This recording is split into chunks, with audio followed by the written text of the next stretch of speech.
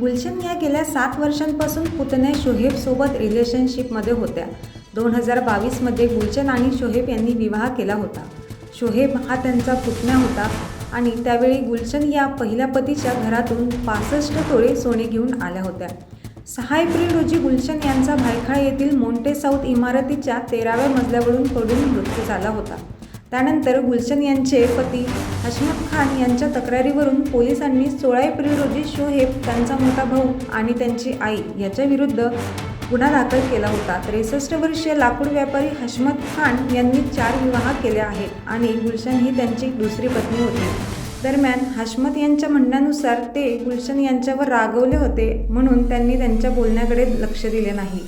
काही दिवसांनी गुलशन यांच्या आत्महत्येची बातमी मिळाली. घटनास्थळी पोलिसांना अनेक पुरावे सापडले होते, ज्यामुळे शोहेबवर संशय निर्माण झाला होता. पोलिसांना घरातील बाथरूमच्या दारावर आणि चप्पलवर रक्ताचे डाग आढळले होते. त्यामुळे पोलिसांनी हे पुरावे न्यायवैद्यक प्रयोगशाळेत पाठवले. अहवालामधून गुलशन यांची हत्या झाल्याचे समोर आलं. मुख्य आरोपी असलेला शोहेब इम्तियाज खान उर्फ बोगदा हा सध्या न्यायालयीन कोठडीत आहे.